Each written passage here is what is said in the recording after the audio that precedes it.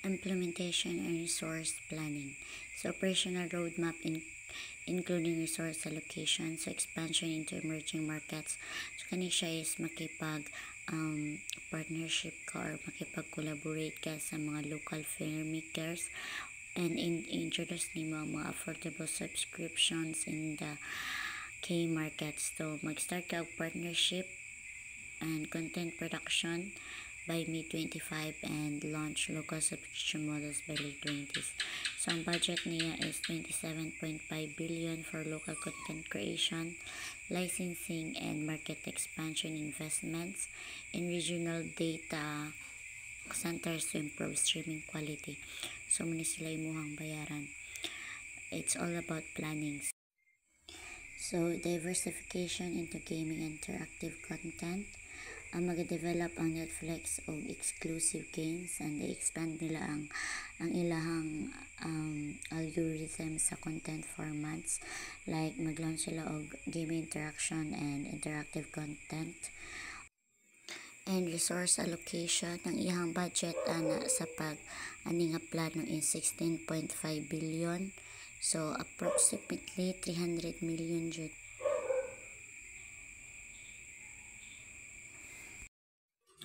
Launch hybrid subscription and ad-supported models. So, mag-introduce ka og lower cost sa market o mga subscription plan nga supported by ads para mag-attract og mga budget-conscious nga users. And then, ang resource allocation na niya, ang budget niya is 5.5 billion, approximately $100 million para sa development of sa pag-support sa ad-supported model para ma-secured ang ad partnership and mga technological updates. So fourth is achieving carbon neutral operation, reduce sa Netflix carbon footprint. Ang carbon footprint by using renewable energy and implement ang green practices in content production, so more on nature. So magsukod siya sa sustainability efforts by 2025. So ang goal ani is to reach carbon neutral operations by 2030. So ang budget ani or ang budget plan ani is 11 billion or mabot gid siya og around 200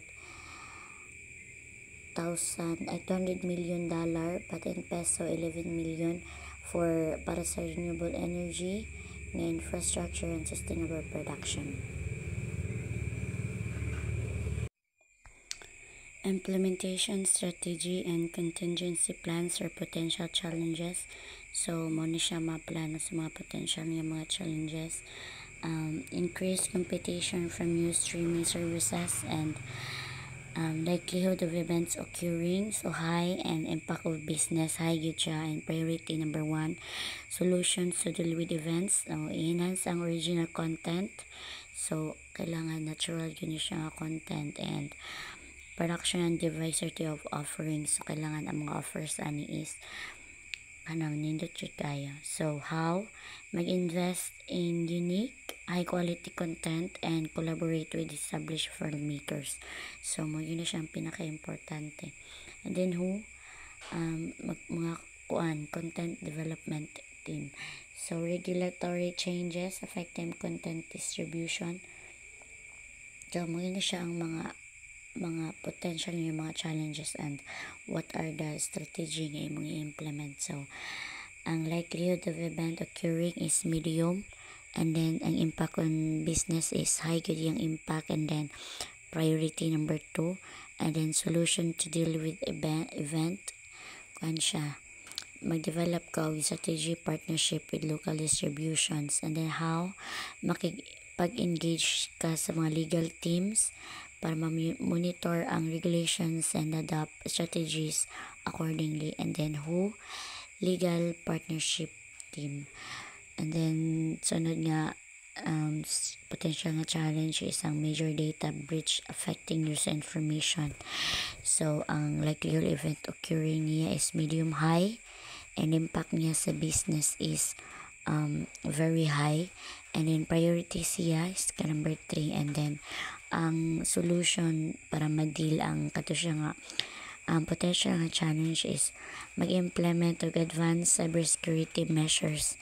And then how? So mag-upgrade ka og mga security protocols and mag-conduct ka og regular audits to ensure data protection. And then who? Syempre ang IT security team. And then fourth one is the supply chain disruptions for content production. Medium, moderate, priority number 4. Ang solution niya is mag-establish ka og alternative nga supplier and production locations. And then how? Mag-create ka og network or backup supplies to ensure secure continuity in production para ma-continue lang ang process ng production. Ang WHO is ang operations team. And then negative public relations, isa na siya sa potential nga challenge. Medium siya, and then high, and then number 5 siya. So, ang possible aning nga solution is mag-develop ka og proactive communication strategies. So, what are those strategies nga imong buhaton? And then, ang how, mag-prepare crisis communication on plans. Kailangan lagi kay plano og makipag-engage ka sa experts, peer experts, para ma-manage ang public perceptions or unsa ang preference sa imuhang mga consumers. And then who? PR and communication team. And general guidelines for implementation. So, muna siyang guidelines para sa implementation. So, identify triggers, clearly defined with specific events or unsa to siya nga mga struggles will trigger of each contingency plan.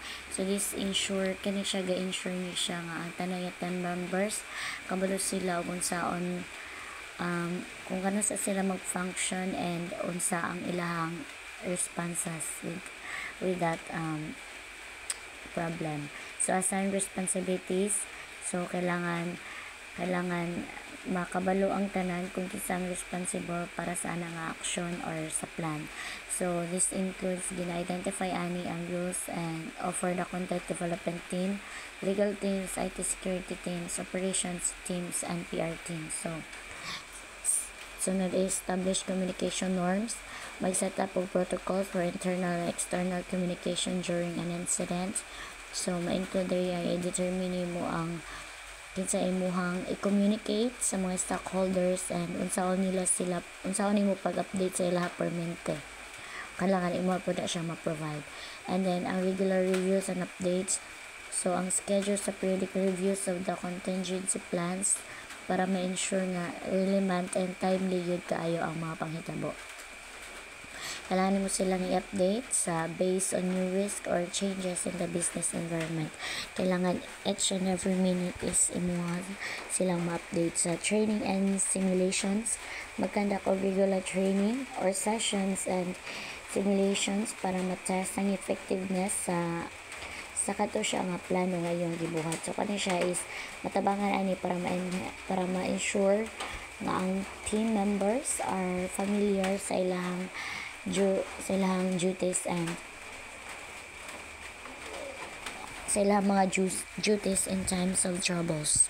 And that's all.